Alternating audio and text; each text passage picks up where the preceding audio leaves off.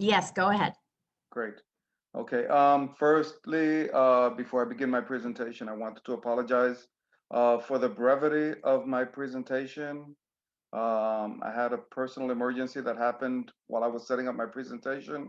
My father, a career civil servant for New York City, he passed away last week, right when I was getting my details. So there are parts missing. I hope you'll understand. I hope I can get the gist of my message out with this presentation that I set up. So I'll begin. Um, at the MTA, we're training our bus operators to be the safest in the world. That's our goal. Um, how are we training our operators to be the safest in the world? Our mission is to be the best transit organization in the world. We intend to achieve our mission by being the leader in safety, service, employee development, quality, performance, and cost effectiveness. Our training is fluid.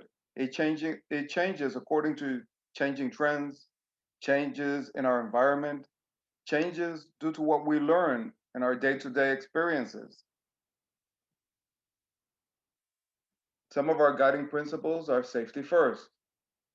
The safety of our customers and our employees will never be compromised. Our customers deserve the best. So we try to deliver great customer service. Our employees are committed to being the best. To attract, stimulate, develop, and retain the best people, we encourage an environment that supports participation, initiative, and thinking out of the box. So when we employ our operators, we don't just employ somebody who passes a test. They go through an interview process, and we make sure that we empower them to be the best employee that they can to serve the public. We manage by fact. All of our decisions are based on evaluation, and we understand all the available. We collect and analyze data on a daily basis on operation so that we can establish clearly defined goals and objectives. When a collision happens, we don't just rate it preventable or preventable. We try to find every single detail so that ourselves, if correction needs to be taken place. We treat everybody with respect, we treat everybody with trust, and we treat everyone with fairness, all of our employees. And teamwork is success as any other corporation, as any other company. Our success depends on work together as one unit, dedicated to a common goal. So we encourage and promote cooperative efforts and participation activities at every level in the organization.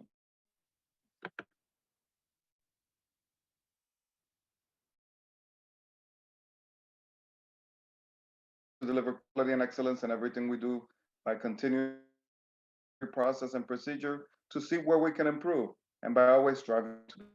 So those are our principles.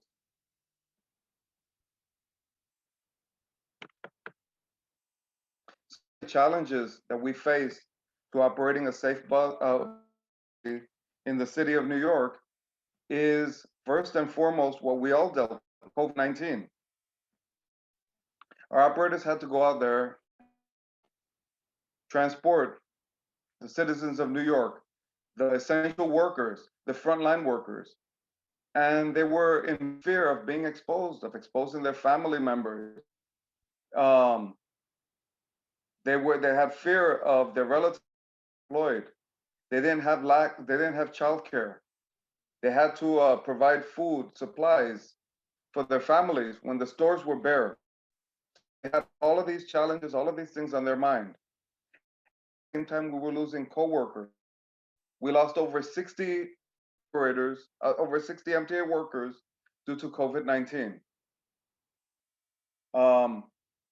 They had of being enforced with mask compliance among their customers. So they had to ask their customers, wear your mask, make sure you're protecting yourself. And some customers didn't want to wear the mask. And so there was a lot of stress there. There was a reduction in staffing levels due to telecommuting, retirement, illness, and death. So as our operators were getting sick, there were less buses on the road. And these few buses had to transport thousands upon thousands of city workers, commuters, first line, frontline workers. So it was a lot of emotional challenges that our operators were faced with. In 2020, we also dealt with the protests. There were all kinds of protests. We dealt with Black Lives Matter. We dealt with political protests. Um, we had to operate our buses safely through these protests that sometimes they would pop out of nowhere unexpectedly. So operators had to be aware of that.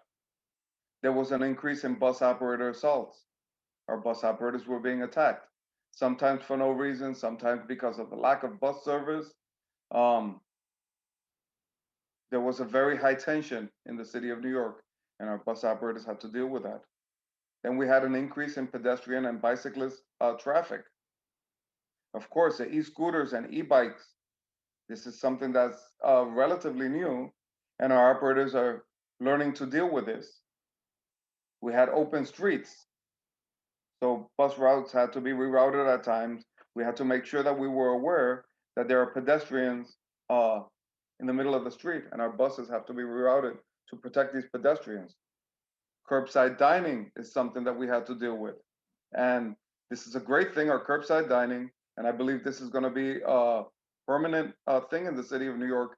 I think it's wonderful, but as operating a large vehicle on the city streets, we have to be aware that these things are happening. You have people sitting down and eating close to the street, and so our operators have to be very cautious. And then road rage were other challenges that we had to deal with. I put together some of the statistics so that we could think about the scope of what we're dealing with when we talk about MTA bus operations. We drive through all different types of environments. We deal with dense urban residential areas. We drive through the Midtown Commercial District, so we have large businesses. We go through suburban areas. We go through rural areas such as parts of Staten Island. We drive through industrial areas. So each of these areas have different challenges, and our operators can be in one area at one point, and half an hour later, they can be in a completely different section, and they have to operate safely, no matter where they're driving. We average over the past 5 years, 12,782,000 miles driven over the past 5 years. That's a large amount of miles. And in those 12,782,000 miles that we've driven, comparatively, we've had relatively few collisions when you think about the amount of miles that we drive.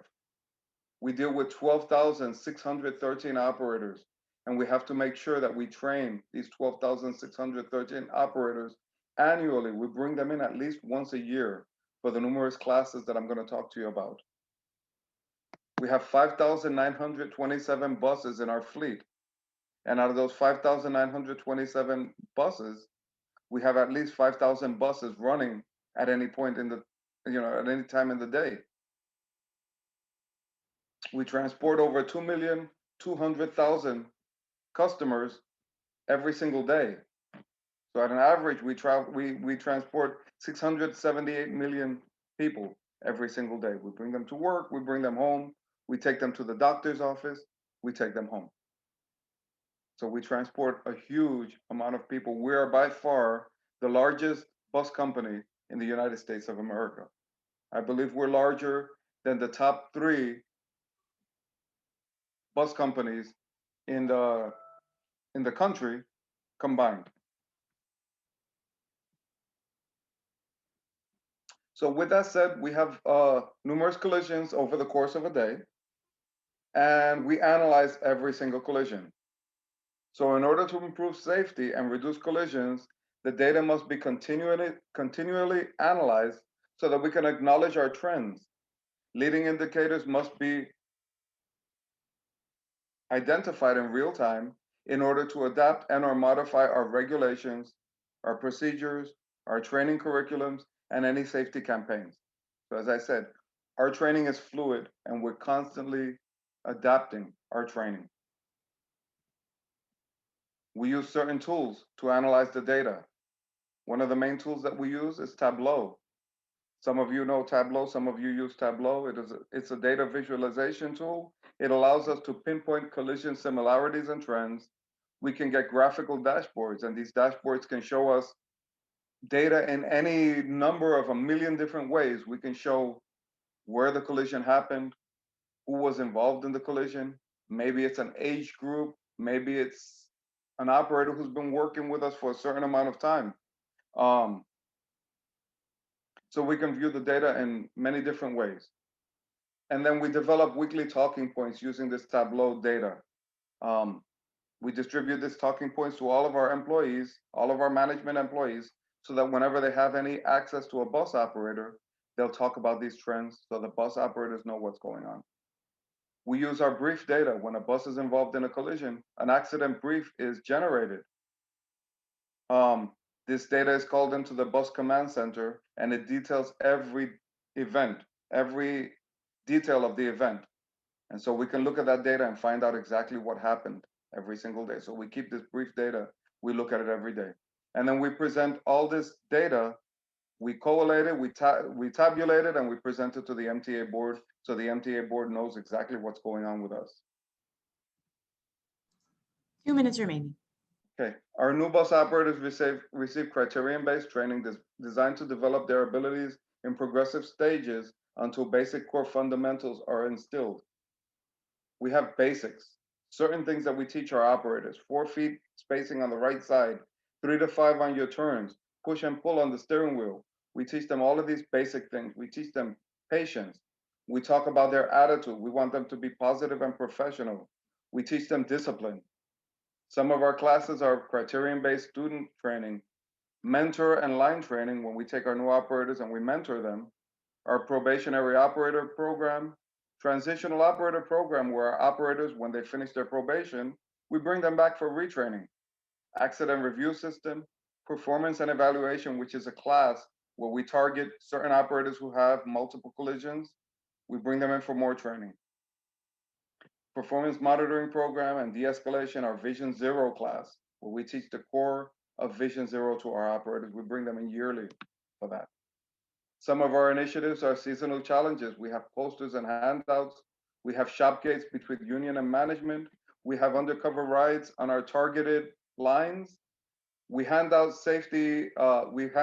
handouts at certain problem locations, and we have a TV channel in-house where we put our safety message in every depot. Some of the inequities that we deal with, we try to provide a safe, reliable service to every corner of the city, regardless of the demographics, regardless of their social and economic level. We have visible and accessible supervision in every neighborhood at all times of the day or night. We have SBS bus lines connecting high-density, underserved, or outlying communities with subway service and major business areas. We're sending our new buses, including our brand new all-electric buses, in all the system in all the 5 boroughs. So we don't pick and choose. We send our service and our operators everywhere. Then we have inequities within our company. So to address those, we have different groups that try to promote equality in the transit workforce, such as Empowering Women in Transit, the African American Society, the Irish American Emerald Society, Hispanic American Society, and the Asian American Transportation Group. So these are some of the inequities that we deal with in our company. And this is just a gist of what we do with our training. The main thing that I want you to take out of this is that we're fluid and we're always adjusting our training to deal with what's going on the road. That's what I've got for today. Thank you, Mr. Brandon, and condolences for your loss. I know that's always a hard thing.